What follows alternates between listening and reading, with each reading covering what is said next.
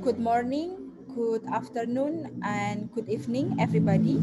Today we will present our research with title Public Kitchen During Pandemic, Identities Collaboration for Food Justice. But before that, we would like to introduce ourselves. My name is Teresia Pratiwi Elengstyo Sanubari. I come from Satya Wacana Christian University Nutrition Program. And this is my colleague.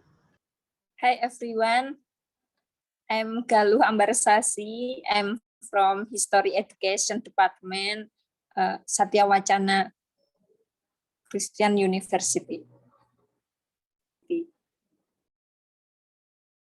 Thank you, Mbak Galuh, to the introduction. And we would like to start our presentation. Our presentation will consist of 5 parts. The first is introduction, aims, methods, result, and discussion. And the last but not least is conclusion. Our research start from COVID-19 because as we know, COVID-19 bring so many problems, including in food.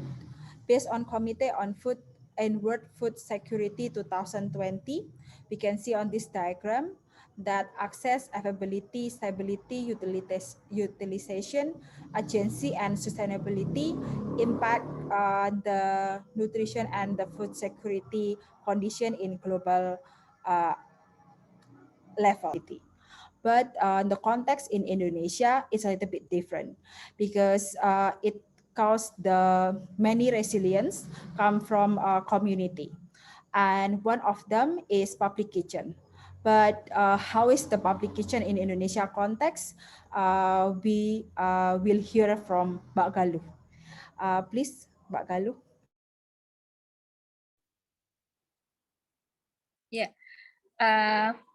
What is public kitchen? In Indonesia, a public kitchen is a place to bring food solidarity during crisis. Indonesian understand public kitchen as major narration of women in national historiography, especially public kitchen exists during Second World War.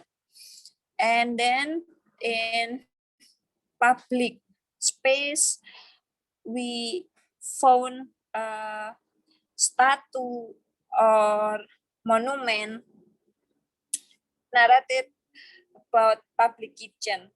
And Ibu Ruswo is one of the famous and main actor in the public kitchen. In other side, kitchen always identified as a place for women. Then we read our archive,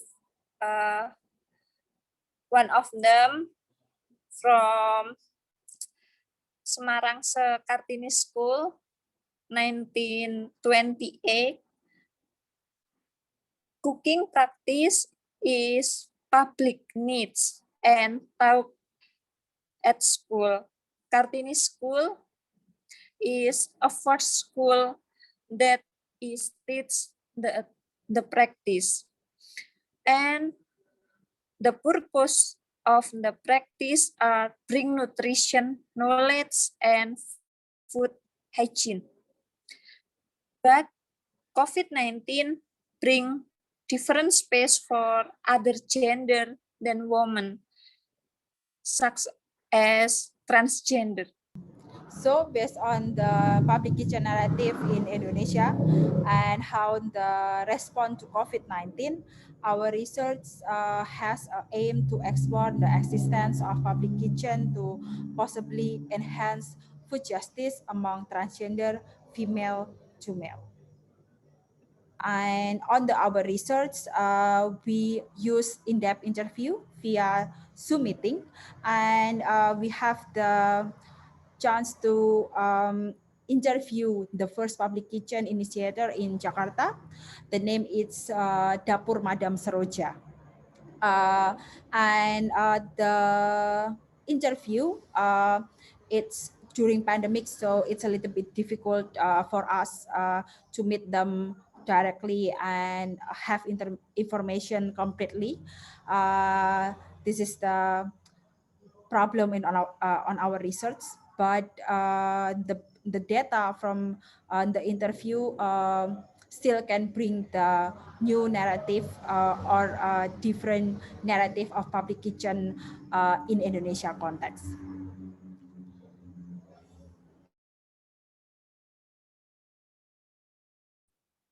Uh, Talking about public kitchen, we try to seek in the literature, and we found that public kitchen have similarity with shop kitchen. So we review some literature about shop kitchen. The first shop kitchen provide an important focal point for the development of social contact and human interaction to meet basic needs of sociability. In other hand, the shop kitchen setting has potential for giving the more traditional health and social service providers a model of service that is congruent with the needs of this group of people. And public kitchen might be seen as a particular adaptation to contemporary North American life, serving as an ecological necessity for a segment of poor who are considered marginal to dominant culture. But in Indonesia, we found several terms about public kitchen and shop kitchen. During pandemic, Indonesia built a kitchen for community and call it in many terms, such as open kitchen, second kitchen, public kitchen, and soup kitchen. But all of them have some purpose to help the marginalized and impoverished group.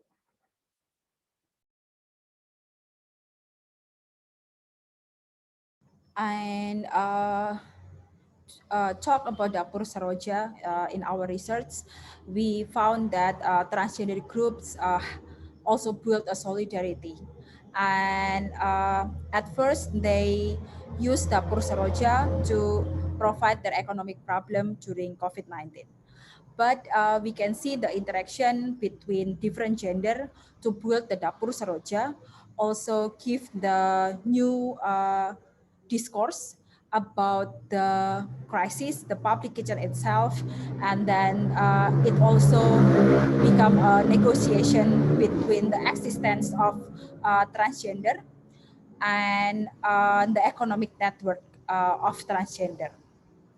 And the other hand, the literature based on the Vivid 2019 said that the Indonesia cuisine are dominated with popular cooking article or books contain the recipe as to how to prepare and serve the dishes. Interestingly, the transgender also have this concept. So to bring the Dapur Saroja to the public, they also adopt a recipe from her grandmother to cooking the Indonesian Dutch cake called Peter Balen or Klepetart. It's really famous in Indonesia. And it also showed that food is considered as a cultural practice because the Dutch culture and the Indonesia culture also become a one form of food. It's Kapletart and Peter Balen, and it also has a power to portray their self-identity as an Indonesian, or maybe as the combine of between Indonesia and Dutch people, and then it's also bring the self-expression. So from grandmother to the transgender, it also bring the how the transgender appear or shown themselves in the form of the food, from the food. And from Fan and Sweden 2020, we can see that the food system also can bring the inclusivity. If the food system activity can evolve the food value chain. And we can see this concept in our research also. So we see that public kitchen among transgender during COVID-19 also break the barrier between gender group. The networking between transgender and the uh, other gender, such as the heterosexual, or maybe in the gay group, or maybe the lesbian group, also can bring the food inclusivity, because it can bring the for everyone have the access to their food. And also and on the other hand, the food also break the cultural barrier, so it's perceived the intergenerational, because it started from the grandmother, and then now the transgender evolve it in form of food.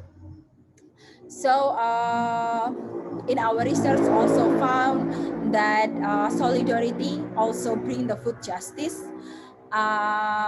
but it's still difficult because they have the lower confidence to run their business. So our participants said that he should come to the transgender 3 times to bring their confidence to make that food, and then the start the business.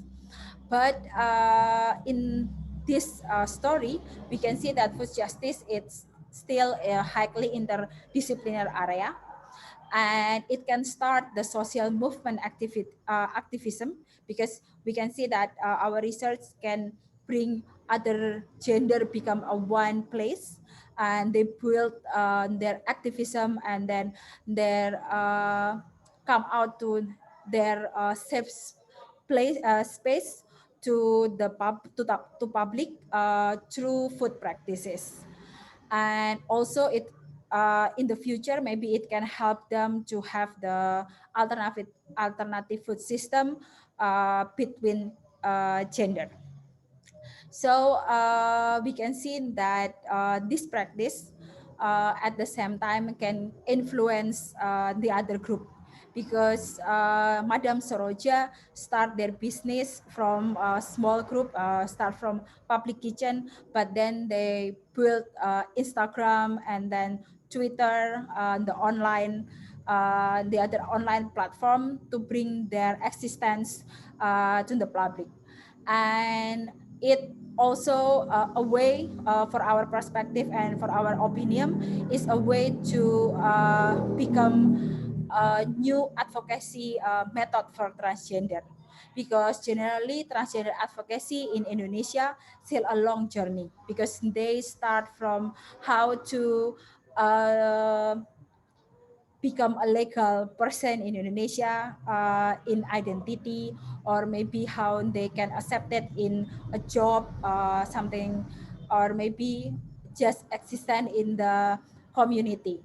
But for our opinion, this food journey of transgender during pandemic can have a new form of advocacy. So the conclusion from our research is public kitchen in Indonesia context only run for crisis condition. During COVID-19, transgender become a new actor on public kitchen, and interestingly, the involved can offer discourses in advocacy and public kitchen. So thank you everyone to hear our presentation. Hope this our research can bring the new paradigm or new perspective about public kitchen, food, and transgender. Thank you.